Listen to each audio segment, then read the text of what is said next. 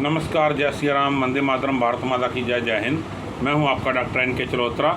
एक विशेष विषय लेकर के केंद्र सरकार का, जो केंद्र में भारतीय जनता पार्टी और उसके सहयोगी दलों की सरकार है, उसके विषय में आपसे चर्चा करना चाहता हूं। मान्यवर, निवेदन ये है, मुझे नहीं पता भारतवासी, भारत के देश के लोग क्यों भारतीय जनता पार्टी को बार बार वोटिंग करके उनकी प्रादेशिक सरकारों का गठन कर रहे हैं और केंद्र में दोबारा उनको किस लिए उन्होंने सत्ता में आसीन कर दिया है। मैं को बहुत बड़ी बातें नहीं आपसे करूंगा, आप सब लोग भली भांति जानते हो, समझदार लोग हो, लेकिन एक दो जो मुख्य बातें हैं वो आपसे मैं करना चाहता हूँ। वो ये है कि भारतीय जनता पार्टी ने सिर्फ देश के दो काम जो हैं, जिनकी मैं सराहना करता हूँ, प्रशंसा करता हूँ, उन दो कामों को छोड़ करके उसके अतिरिक्त कोई भी अपने मैनिफेस्टो का काम किया हो तो फिर वो वोट लेने के अधिकारी है।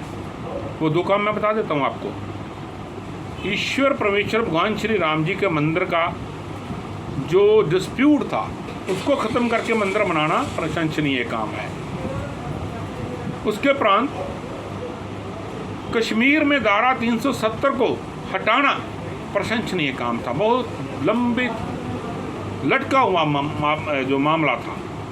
उसके अतिरिक्त भारतीय जनता पार्टी के चोन मैनिफेस्टो में दिए हुए जो लिखे हुए थे, उनके चोन मैनिफेस्टो में कार्य, उनमें से कौन सा कार्य किया है? उन्होंने कहा हर व्यक्ति के खाते में 15 लाख रुपए आएंगे। किसी व्यक्ति के खाते में 1500 2000 रुपया भी नहीं आया, सामान्य व्यक्ति के खाते में।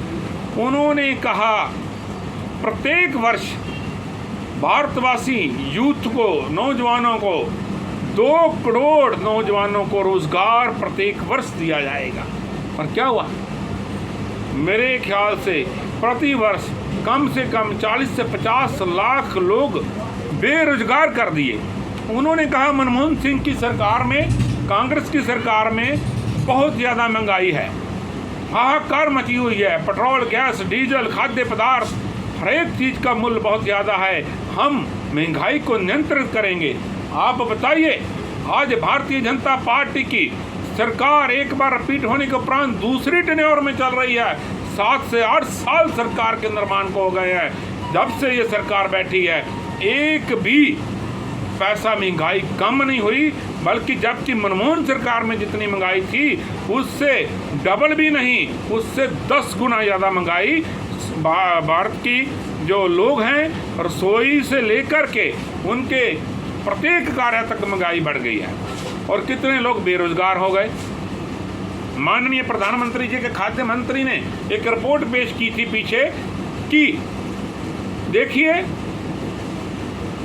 भारत में 80 करोड़ लोगों को जो मुफ्त राशन सुविधा है वो देने में भारत सक्षम हो गया।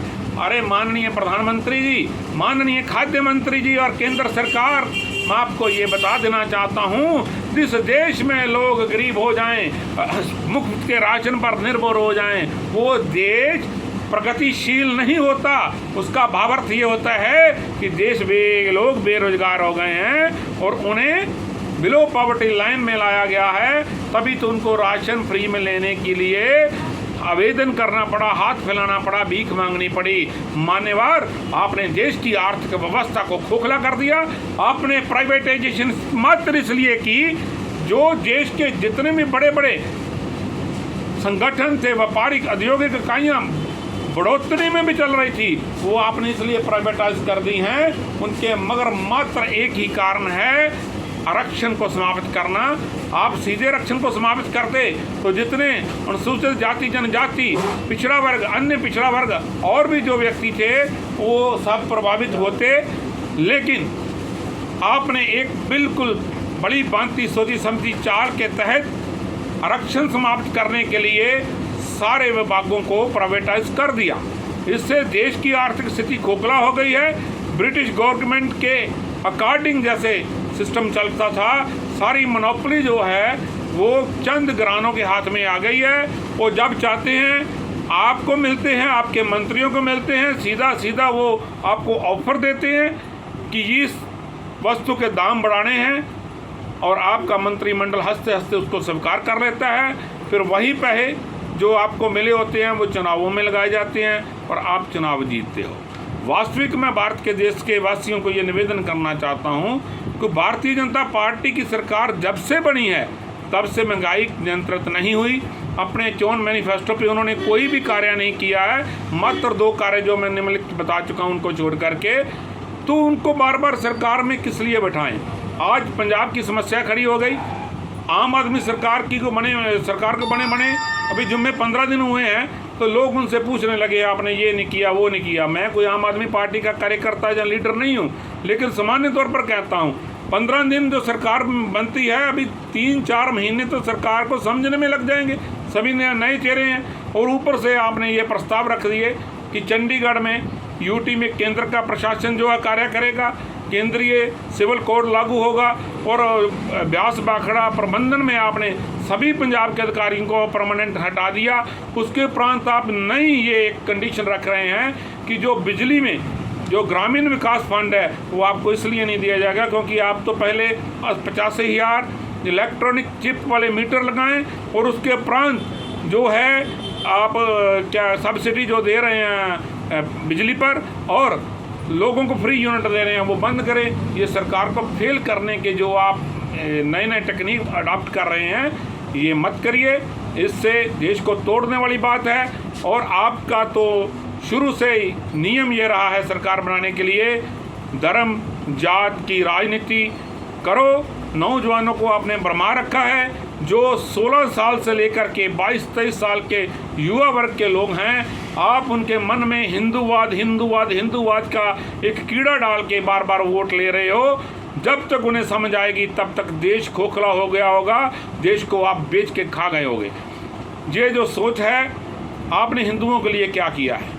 कुछ भी नहीं किया, बल्कि आपने हिंदुओं को विश्व के एक कटहरे में ला करके खड़ा कर दिया है, एक कट्टरवादता का नारा दे करके।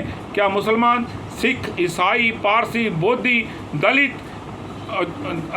दलित व्यक्ति और अनुसूचित जातियाँ और अनुसूचित जनजातियाँ और पिछड़ा वर्ग, अन्य पिछड़ा वर्ग, क्या ये लोग राष्ट्र के लिए लड़ते नहीं? राष्ट्र निर्माण में इनका सहयोग नहीं है? क्या वे बॉर्डरों पर उनके जो जवान हैं फौजी वो नहीं बैठे हुए? क्या सेना में पुलिस में ये लोग नहीं बैठे? देश के निर्माण कार्यों में इनका कोई हाथ नहीं है? सब लोगों का हाथ है। लेकिन आपकी जो हिंदूवादी वोट नीति जो आप अडॉप्ट करके सत्ता को हथिया रहे हो, देश के लिए बहुत घातक है। मैं लोगों से अनुरोध करता हूँ, निवेदन करता हूँ कि आप सचेत हो जाइए और ऐसी सरकारों को उखाड़ फेंकिए। कोई ऐसी अच्छी सरकार बना लीजिए, जरूरी नहीं कोई कांग्रेस ही बनाए, आम आदमी ही की सरकार बने, समाजवादी की बने, बहुजन समाजवादी, जो भी अच्छी सरकार आपको लगे, अच्छे लोग हों, उनको सत्ता में लाइए, उनको सत्ता में बिठाइए और जो कि देश का निर्माण कर सकें, आर्थिक व्यवस्था को सही कर सकें, देश की प्रगति कर सकें। ये देश को बेचने वाले लोग, जिनके राज्य में कितने ऐसे व्यापारी उद्योगपति जो हैं हजारों अरबों करोड़ रुपए का गबन करके देश से बाहर भाग गए हैं, ऐसी सरकारों का निर्माण मत करिए। इन्हीं बातों से जय श्री राम, वंदे मातरम, भारत माता की जय, जय हिंद, जय हिंद।